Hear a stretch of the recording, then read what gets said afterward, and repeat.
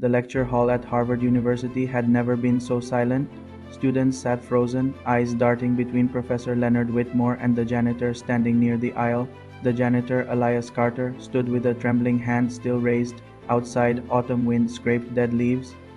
Inside, something unexpected was unfolding. Elias had just said, "I believe your equation is incomplete." Professor Whitmore was not used to being interrupted. He was a celebrated theorist whose lectures drew standing ovations. He studied the man in the Navy maintenance uniform. Most students knew Elias only as the quiet man who mopped floors. Few noticed the way he paused at whiteboards after class, reading leftover formulas as if they were poetry. Elias felt the weight of every stare. His palms were damp, his heart pounded. He almost lowered his hand, but he didn't. "I'm sorry, Professor," Elias added, his voice steadying, "but the variable in your final proof assumes ideal conditions. Real systems rarely behave ideally." A ripple of murmurs moved through the hall. Some students smirked. Whitmore's expression hardened not with anger, but with curiosity sharpened by pride. "And you are?" he asked. "Elias, I work here." A few students chuckled. The sound cut deeper than Elias expected. Doubt crept in. Who was he to challenge a man who had shaped modern theory? He had no degrees framed on walls, only long nights, borrowed textbooks, and a mind that refused to quiet itself. Whitmore turned back to the board.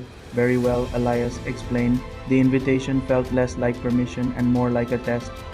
Elias walked slowly toward the front. Each step felt heavier than the last. He could feel the skepticism in the room. He took the chalk.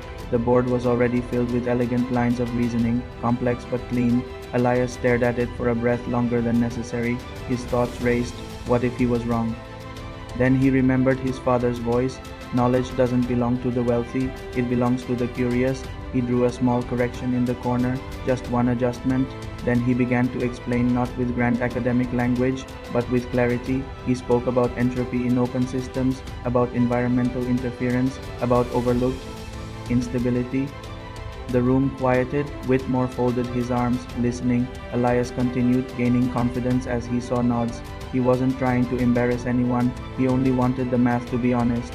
When he finished, he stepped back. Silence. Whitmore approached the board, examining the correction. He rewrote the final sequence using Elias's modification.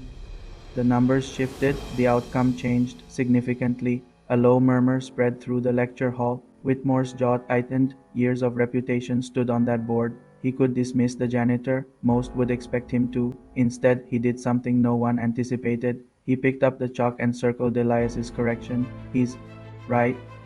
The words fell heavy and undeniable. The students straightened. A few gasped quietly. Elias felt his knees weaken. Whitmore turned to face him fully. There was no humiliation in his expression now, only respect mixed with humility. "How long have you been studying this field?"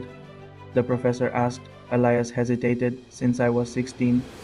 He explained how he had once been accepted into a university but couldn't afford tuition after his mother fell ill, how he worked nights, saved what he could, and spent spare hours reading discarded textbooks left behind in dormitories, how equations made more sense to him than the unpredictability of life." The room listened differently now. Whitmore saw it, the hunger in Elias's eyes, the discipline, the quiet brilliance shaped without privilege. There was a tension in that moment that went beyond mathematics. It was about status, about who gets to speak. Whitmore faced the students. "Let this be a lesson," he said calmly.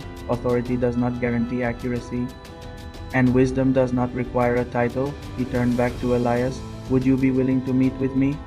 There are research grants available, paths you may not be aware of." Elias felt something shift inside him, not triumph but validation. For years, he had carried his knowledge like a secret. Now it had been tested, and it had held.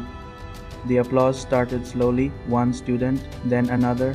Soon the entire hall was on its feet. Elias blinked hard, embarrassed by the attention. He hadn't sought applause, he had only sought truth. As the crowd dispersed, whispers filled the corridors, not about the professor's mistake but about the janitor who dared to speak. Outside, the wind had softened. Sunlight broke through gray clouds, washing the red bricks in gold. Elias stood alone, breathing in cool air that felt different now. Not because the world had changed, but because he understood something profound.